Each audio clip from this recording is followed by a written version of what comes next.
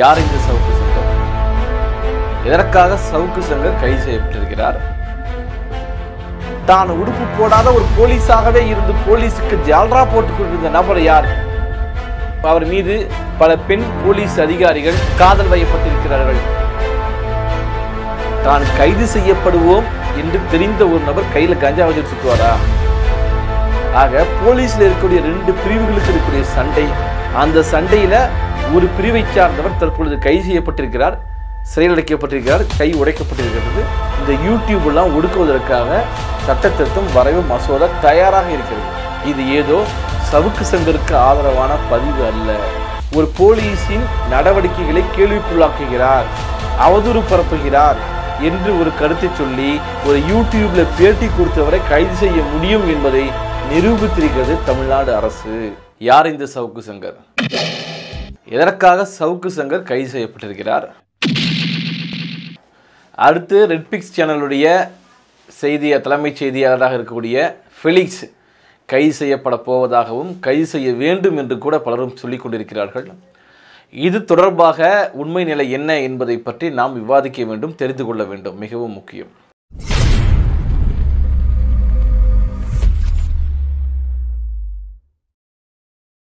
Felix கைது செய்யப்பட்டாலோ அல்லது இந்த சவுக்கு சங்கர் கைது விஷயத்திலேயே கூட நாம் மகிழ்ச்சி அடைய முடியுமா என்பதை பற்றியும் நாம் தெளிவடைய வேண்டும்.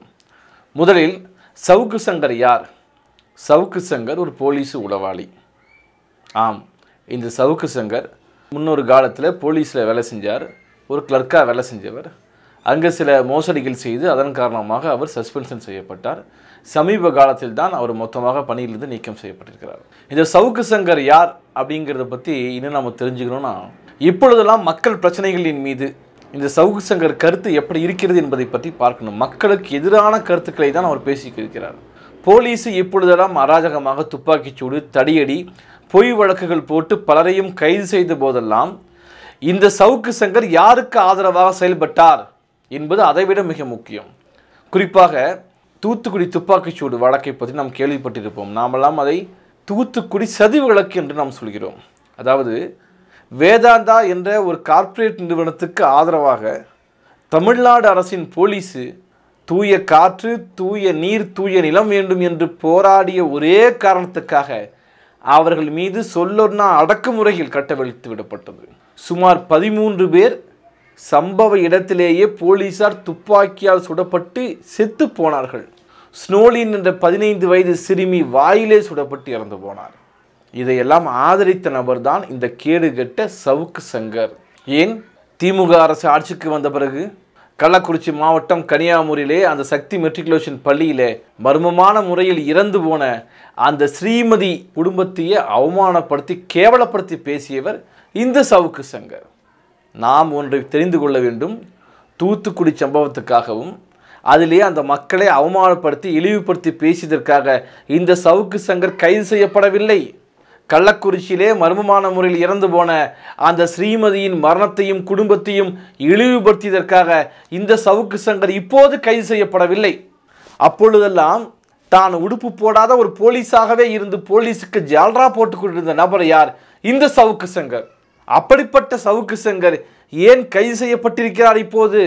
இன்றைய தினம் பார்த்தோம் அப்படின்னா சவுக்கு சங்கருடைய அலுவலகத்திலையும் வீட்டிலையும் கஞ்சா இருக்குதா இல்லையான்னு போலீஸ் தேடிட்டு இருக்கிறாங்க. சவுக்கு சங்கர் கைது செய்யப்படுகிறார். ஏன், எதற்காக? ரெட்பிக்ஸ் யூடியூப் சேனலில் ஒரு பேட்டி கொடுக்குறார். அதில் ஏடிஜிபியாக இருக்கிற ஒரு நபர் அவர் மீது பல பெண் போலீஸ் அதிகாரிகள், போலீஸு அந்த துறையைச் சேர்ந்தவர்களெல்லாம் காதல் வயப்பட்டிருக்கிறார்கள் என்று ஒரு தகவலை கூறுகிறார். இதற்காக அந்த நபர் கைது செய்யப்படுகிறார். ஒரு தேவையற்ற விஷயத்தை திட்டமிட்டு அவர் பேசுகிறார். தான் கைது செய்யப்பட வேண்டும் என்று அவர் நீண்ட நாளாக எதிர்பார்த்து இருந்தார் என்பது உண்மை. சமீப காலத்தில் அவருடைய பதிவுகளை பார்க்கும் பொழுது அவர் ஒரு கட்சியை ஆரம்பிக்கப் போவதாகவும் அவர் தெரிவித்திருக்கிறார். அதற்கு அவருக்கு சில முகாந்திரங்கள் தேவை. பரந்தூர் விமான நிலைய பிரச்சனையை எடுத்துக்குவார், திடீர்னு பேசுவார். திடீர்னு செய்யார் பிரச்சனையை பற்றி பேசுவார். எதற்காக அப்படின்னு பார்த்தோம்னா, தனிப்பட்ட முறையில் தன்னை நல்லவனாக காட்டிக்கொள்வது. ஆனால் அந்த இடத்துல போலீஸின் அராஜக நடவடிக்கை ஏற்படும் பொழுது போலீஸுக்கு ஆதரவாகத்தான் சவுக்கு சங்கர் பேசிக்கொண்டிருந்தார். இன்றைய தினம் பார்த்தோம்னா கஞ்சா இருக்குதா இல்லையா என்று அவர் வீட்டில் சோதனை செய்கிறாங்க. தேனி மாவட்டத்தில் அவரை கைது செய்யும் பொழுது கூட இருந்த நபர்கள் கஞ்சா வைத்திருந்தார்கள் என்று சொல்லி அவர்களை கஞ்சா பிரிவின் கீழ் வழக்கில் கைது பண்ணியிருக்கிறாங்க. அதற்கு பிறகு சவுக்கு சங்கர் வந்த வாகனத்தின் மீது ஒரு வாகனம் மோதுகிறது, அதிலே லேசான அடிபடுகிறதுன்னு சொல்கிறாங்க. அதற்கு பிறகு அவர் கோவை சிறையிலே அடைக்கப்படுகிறார். அந்த சிறையிலே அவர் கை உடைக்கப்படுகிறது. இதையெல்லாம் பற்றி பேசும் பொழுது பலர் என்ன பண்ணுறாங்க, இந்த இணையத்தில் இந்த யூடியூப் சேனல், நாங்கள் தான் சவுக்கு சங்கரை கைது பண்ண வச்ச மிக முக்கியமான ஒரு காரணம், நாங்களாம் தொடர்ச்சியாக பல வீடியோக்கள் போட்டு அதன் காரணமாகத்தான் சவுக்கு சங்கர் கைது செய்யப்பட்டிருக்கிறார் என்று மிக பெருமையாக பேசுகிறார்கள். அதற்கு பிறகு இந்த மதன் ரவிச்சந்திரன் என்று ஒருவர் இருக்கிறார். அவர் யூடியூப்பில் தகவல் சொன்னாராம். என்ன யூடியூப்பில் பேசும்போது கஞ்சா இது சவுக்கு சங்கர் கஞ்சா புகைப்பார், அதை அடிப்படையாக வைத்துக்கொண்டு இப்போ யோசிச்சு பாருங்கள், போலீஸ் ஒரு நபரை கைது செய்வது என்பது தான் கைது செய்யப்படுவோம் என்று தெரிந்த ஒரு நபர் கையில் கஞ்சா வச்சுட்டு சுற்றுவாரா அப்படிங்கிறது முதல் கேள்வி.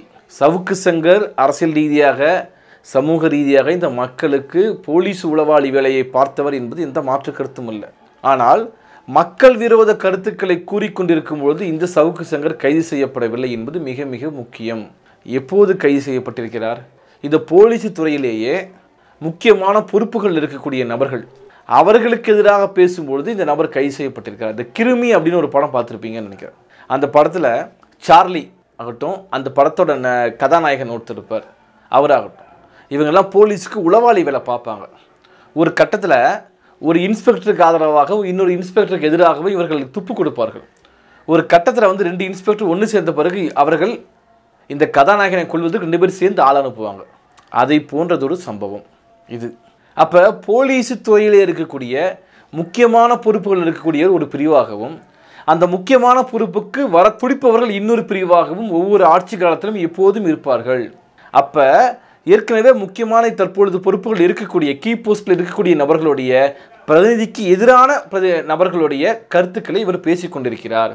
ஆக போலீஸில் இருக்கக்கூடிய 2 பிரிவுகளுக்கு இருக்கக்கூடிய சண்டை, அந்த சண்டையில் ஒரு பிரிவை சார்ந்தவர் தற்பொழுது கைது செய்யப்பட்டிருக்கிறார், சிறையில் அடைக்கப்பட்டிருக்கிறார், கை உடைக்கப்பட்டிருக்கிறது, அவரை மீது தாக்குதல் நடத்தியிருக்கிறாங்க. அதுதான் இந்த பிரச்சனை. அதை தாண்டி இதை பற்றி பேசிக்கொள்வதற்கும் பெருமை கொள்வதற்கும் ஒன்றும் இல்லை. இதையெல்லாம் விட்டுட்டு சவுக்கு சங்கரை கைது செஞ்சாச்சு, ஒரு 5 பேர் இணையதளத்தில் உட்கார்ந்து விவாதிக்கிறாங்க. நாம் இப்படிப்பட்ட நபருக்கெல்லாம் ஜனநாயகம் பற்றி பேச முடியுமா, கருத்துரிமை பற்றிலாம் பேச முடியுமா என்று பலரும் கூறுகிறார்கள். நான் மீண்டும் மீண்டும் கேட்பது என்னன்னு பார்த்தோம் அப்படின்னா, சவுக்கு சங்கராகட்டும் எனிஒன் எந்த பர்சன் ஆகட்டும் சிறையில் வைத்து அடிப்பது சரியா தப்பா என்ற கேள்வியை நாம் எழுப்ப வேண்டும். எப்படிப்பட்ட சமூக விரோதியாக இருந்தாலும் கூட அந்த நபருக்கு யார் பாடம் கற்றுக் கொடுக்க வேண்டும்? மக்கள் பாடம் கற்றுக் கொடுக்க வேண்டும். அதற்கு நீங்கள் போலீஸ் மூலமாக ஒரு என்கவுண்டர் பண்ணி ஒரு பிரச்சனையை முடிச்சிடலாமா அப்படின்னா, பிரச்சனை சவுக்கு சங்கரோடு முடிய போவதில்லை. சவுக்கு சங்கரை கண்டிப்பாக ஆளும் வர்க்கம் காப்பாற்றிவிடும். அதில் எந்த மாற்று கருத்து இருக்க போவது கிடையாது. ஏனென்றால் சவுக்கு சங்கர் ஆளு வர்க்கத்தின் ஒரு ஆள். இன்றைக்கு ஆளு வர்க்கம் சவுக்கு சங்கரை போட்டு அடிக்கிறாங்க இல்லையா, அதே ஆளு வர்க்கம் சவுக்கு சங்கரை காப்பாற்றிவிடும். ஆனால் இப்போது எடுக்கப்பட்டிருக்கிற நடவடிக்கை மிக கடுமையானது, கொடுமையானது. அது உங்களுக்கும் எனக்கும் நாளைக்கு வந்து சேரும் என்பதுதான் முக்கியமான பிரச்சனை. ஏற்கனவே மோடி ஒன்றிய அரசு என்ன செய்கிறது? இந்த யூடியூப்லாம் ஒடுக்குவதற்காக சட்டத்திருத்தம் வரைவு மசோதா தயாராக இருக்கிறது. மசோதா நிறைவேற்றப்பட்டு விட்டது. எப்போ வேணால் அது ஒரு வெறிநாயை போல பாய்வதற்கு தயாராக இருக்கின்ற நேரத்தில் தான் தற்பொழுது ஒரு பேட்டி ஒருத்தர் கொடுத்தார். அது ஒரு வழக்கை போட்டு அந்த பிரச்சனையை முடிச்சிருக்கலாம். ஒரு அவதூறு வழக்காக அதை முடிச்சிருக்கலாம். உண்மையாகவே போலீஸுக்கு பெண் போலீஸை பற்றி இவ்வளோ அவமானமாக பேசிட்டாங்க, கேவலமாக பேசிட்டாங்க அப்படின்னு கோபம் வந்திருந்தால், சவுக்கு சங்கர் மீது வரும் கோபத்திற்கு முன்பு ராஜேஷ் தாஸ் மீது முதலில் கோபம் வந்திருக்க வேண்டும். ஒரு சீனியர் போலீஸ் ஆஃபீஸர்கிட்ட பாலியல் ரீதியாக துன்புறுத்திய அந்த சிறப்பு டிஜிபி ராஜேஷ் தாஸை இப்போது வரைக்கும் கைது செய்யாமல் தமிழ்நாடு போலீஸ் உட்கார்ந்து கொண்டிருக்கிறது. அவர் ஒவ்வொரு முறையும் நீதிமன்றத்துக்கு, உச்ச நீதிமன்றம் போகிறார், அங்கே போகிறார், இங்கே போகிறார், எங்கே போனாலும் அவர் வழக்கு தள்ளுபடி செய்யப்பட்டு கொண்டே இருக்கிறது. எத்தனை முறை அந்த வழக்கு இழுத்தடிச்சார்? எங்கேயாவது ராஜேஷ் தாஸை பிடிச்சி கை காலை உடைச்சார்களா? இல்லை. ஏனென்றால் போலீஸு தனக்கு யார் தேவையோ அவர்கள் எவ்வளவு அயோக்கியத்தனமாக இருந்தாலும் அவர்களை விட்டு விடுவார்கள். இது ஏதோ சவுக்கு சங்கருக்கு ஆதரவான பதிவு அல்ல. சவுக்கு சங்கர் மீது எப்படிப்பட்ட நடவடிக்கை எடுக்கப்படுகிறது? சவுக்கு சங்கருக்கு அடுத்து வேற ஒரு அரசியல் போய் தப்பிச்சுக்குவார். ஆனால் இது தொடரும். ஒரு பேட்டி கொடுப்பதன் மூலமாகவே ஒரு போலீஸின் நடவடிக்கைகளை கேள்விக்குள்ளாக்குகிறார், அவதூறு பரப்புகிறார் என்று ஒரு கருத்தை சொல்லி ஒரு யூடியூப்பில் பேட்டி கொடுத்தவரை கைது செய்ய முடியும் என்பதை நிரூபித்திருக்கிறது தமிழ்நாடு அரசு. அடுத்தபடியாக ரெட்பிக்ஸ் ஃபெலிக்ஸை கைது செய்யணும்னு இன்னொரு கோரிக்கை சில பேர் பேசிகிட்டு இருக்கிறாங்க. அவர் நேற்றைய தினம் முன்ஜாமீன், அதாவது ஏபி ஆன்டிசிபேட்டரி பெயில் முன்பிணை கேட்டு உயர்நீதிமன்றத்தில் வழக்கு தொடுக்கிறார். அங்கே அந்த உயர்நீதிமன்றம் கூறிய கருத்து மிக முக்கியமானது. குற்றம் செய்வதற்கு தூண்டுவது போல கேள்வியை கேட்டிருக்கிற இவரும் குற்றத்திலே உடன்பட்டவர்தான் என்று உயர்நீதிமன்றம் கருத்து தெரிவிக்கிறது. அது மட்டுமல்லாமல் யூடியூப் சேனல்களை முறைப்படுத்துவதற்கும் ஒழுங்குபடுத்துவதற்கும் சரியான காலம் இது என்று தெரிவிக்கிறது. அதுதான் முக்கியம். அது எப்படி ஒரு செயல்? இந்த மோடி ஒன்றிய அரசு என்ன பாசிச நடவடிக்கையை எடுத்து அதன் மூலமாக யூடியூப் சேனலில் ஒழிச்சுக்கிட்டுன்னு நினைக்கிறாங்களோ அதே கருத்துக்களை இந்த போலீஸின் நடவடிக்கை வாயிலாக போலீஸ் எதிர்பார்த்தது இதை தான். எடுத்த உடனேயே யூடியூப் மீது கையை வைத்தோம்னா அது என்ன ஆகும்? சிக்கலாகும். அப்போ ஒரு நபரை கைது செய்து அதன் மூலமாக நீதிமன்றத்திற்கு போகும்போது நீதிமன்றமே அந்த கருத்தை தெரிவிப்பதன் மூலமாக ஒட்டுமொத்த சமூகத்தின் மீதும் அந்த அடக்குமுறையை செலுத்தும். இப்போ ஒரு ஊரில் கரும்புள்ளி செம்புள்ளி கத்தி ஒரு காலத்தில் இந்த கழுதை மேலே ஏற்றி விடுற பழக்கம்லாம் இருந்துச்சு. யார் மீது முதல்ல பண்ணியிருப்பாங்க? ஆரம்பத்தில் இந்த சமூகம் எடுத்த உடனே அது ஏற்றிருக்கமா? ஏற்றுக்காது. இந்த பொறுக்கிகள், இது மாதிரி சவுக்கு சங்கர் போல உளவாளிகள், இவரெல்லாம் முதல்ல அப்படி ஏற்றி அனுப்புவாங்க. அப்படி அனுப்பும் பொழுது அந்த சமூகம் ஆமாம் கேடு கெட்டவன் தானே, அயோக்கியம் தானே, இவங்க மேலே நடந்து சமூகம் அந்த ஒரு தவறான ஒரு தண்டனையை சமூகம் ஏற்றுக்கொள்ளும். அதற்கு பிறகு அந்த தண்டனை யாருக்கு வழங்கப்படும்னா, இந்த அரசை எதிர்த்து, அந்த பஞ்சாயத்தை எதிர்த்து, ஆதிக்க சக்திகள் எதிர்த்து யார் கேட்கிறார்களோ அவர்கள் மீது இந்த தண்டனை பாயும். ஆக ஒரு அரசாகட்டும் ஒரு போலீஸாகட்டும் முதலில் யார் மீது என்கவுண்டர் பண்ணுவாங்க?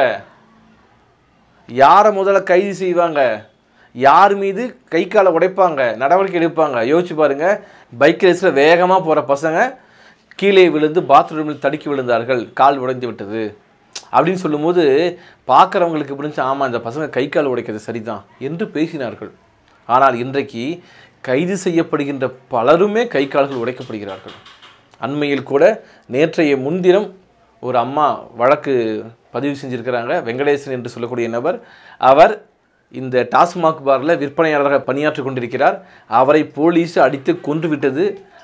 கொன்ற பிறகு அவருடைய கைவிரர்களை கை நாட்டு வாங்கி ஒரு பத்திரம் ரெடி பண்ணியிருக்கிறாங்கன்னு அந்த அம்மா சொல்கிறாங்க. நல்லா படிக்க தெரிந்தவர், எழுத தெரிந்தவர், எதற்காக கை நாட்டு வைத்திருக்கிறார் என்று அவர் ஒரு உயர்நீதிமன்றத்தில் ஒரு வழக்கு தாக்கல் செய்திருக்கிறார். இப்போ பிரச்சனை எங்கே தொடங்குச்சு? இந்த அரசு தன்னுடைய அராஜக மற்றும் பாசிச நடவடிக்கைகளுக்கு எதிரான அராஜக செயல்பாடுகளுக்கு மக்களிடத்தில் முதல்ல சவுக்கு சங்கர் போன்ற நபர்கள் மீது ஒரு பரிசோதனை செய்து அதன் மூலமாக மக்களிடத்திலேயே ஒரு அங்கீகாரம் பெறுகிறார்கள். அதற்கு பிறகு இந்த நாட்டின் உழைக்கும் மக்களுக்காக பேசுகின்றவர்கள், எழுதுபவர்கள் மீதும் போராடுகின்றவர்கள் மீதும் இதை நடைமுறைப்படுத்துவார்கள். காலம் காலமாக இப்படித்தான் இருந்தது என்பது உண்மை. ஆக சவுக்கு சங்கரை கைது செஞ்சிட்டாங்க என்று தங்களுடைய வாய்கள் அனைத்து வாய்களின் மூலமாகவும் மகிழ்ச்சி அடைவது இந்த மக்களுக்கு ஒரு பயனும் இல்லை. கண்டிப்பாக சவுக்கு சங்கர் வெற்றி பெற்று விடுவார். அவர் தன்னுடைய அளவிலே தனக்கு என்ன தேவையோ அந்த தேவையை பெற்று விடுவார். இப்போ இன்னொரு விஷயம் யோசிச்சு பாருங்கள். இந்த சவுக்கு சங்கர் கைது என்பது மக்களுக்கு தேவையான ஒன்றா தேவையற்ற ஒன்றா? இப்போ மக்கள் பிரச்சனைகளின் போது அதற்கு எதிராக கருத்து தெரிவித்த இந்த சவுக்கு சங்கர் கைது செய்யப்பட்டிருந்தால் மக்கள் மகிழ்ச்சி அடைந்திருப்பார்கள். ஆனால் தற்பொழுது திமுகவுக்கு எதிரான ஒரு கருத்தலையை தற்பொழுது அந்த அலை உருவாகி கொண்டிருக்கிறது. சவுக்கு சங்கரை கைது செய்கிறார்கள், கஞ்சா வழக்கு போடுகிறார்கள், விபத்து நடைபெறுகிறது, அதற்கு பிறகு அவர் கையை உடைக்கிறார்கள். இன்றைய தினம் சவுக்கு சங்கருடைய அலுவலகத்திலையும் வீட்டிலையும் கஞ்சா இருக்கிறதா இல்லையா என்று அவர்களை போய் தேடுதல் நடத்துகிறாங்க. நான் சொல்கிறது, என்ன தப்பு செஞ்சாங்களோ தப்புக்குரிய தண்டனையை கொடுங்க. காலம் முழுக்க சிறையில் இந்த சவுக்கு சங்கர் இருப்பது நியாயம்தான்.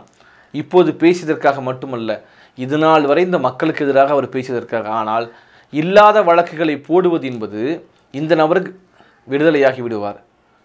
மற்றவர்கள் மீது எளிதாக இப்படிப்பட்ட நடவடிக்கைகள் பாயும். இது ஒரு கோணம். இன்னொரு கோணம் அதைவிட மிக மோசமாக இருக்கிறது. சவுக்கு சங்கர் விடுதலையாகி வந்த பிறகு என்ன நடக்கும்? அவர் தான் ஒரு கட்சி ஆரம்பிக்க வேண்டும் என்று ஏற்கனவே ஒரு கருத்தில் இருக்கிறாரு, சொல்லிட்டு இருக்கிறாரு. அவர் இப்பொழுது ஏதோ பாதிக்கப்பட்ட கருத்துரிமைக்கு எதிரான போராட்டத்தில் பாதிக்கப்பட்டு சிறையிலே போய் போலீஸால் சித்திரவதைக்கு உள்ளாக்கப்பட்ட நபராக இனி வெளியே வருவார். அந்த கருத்து இந்த ஆளு வர்க்கத்தில் ஒரு பிரிவு, குறிப்பாக பார்ப்பன கும்பல் அவரை முன்னிறுத்தும். அதிமுக, பிஜேபி, இந்த பார்ப்பன கும்பல் அனைவருமே சவுக்கு சங்கரை முன்னிறுத்துவார்கள். அதன் மூலமாக திமுகவுக்கு எதிரான கருத்துக்களை களமாக கொண்டு செல்வதற்கு ஒரு வலுவான ஒரு கூட்டணியை திமுக அரசு இந்த போலீஸ் உருவாக்கியிருக்கிறது என்பது உண்மை. ஆனால் பிரச்சனை என்ன அப்படின்னு பார்த்தோம் அப்படின்னா, இந்த யூடியூப் மூலமாக இன்றைக்கு சேட்டலைட் சேனல்கள் என்று சொல்லக்கூடிய சேனல்களில் பெரும்பான்மையான, ஏன் எல்லா சேனல்களுமே ஒன்று பிஜேபி ஆதரவு இல்லைனா திமுக ஆதரவுன்னு மாறிப்போச்சு. இந்த நாட்டின் உழைக்கும் மக்களுக்காக போராடுகின்ற நபர்களை ஒரு சின்ன பேட்டி எடுப்பதற்கோ விவாதத்திற்கு அழைப்பதற்கோ யாருக்கும் எந்த விருப்பமும் கிடையாது.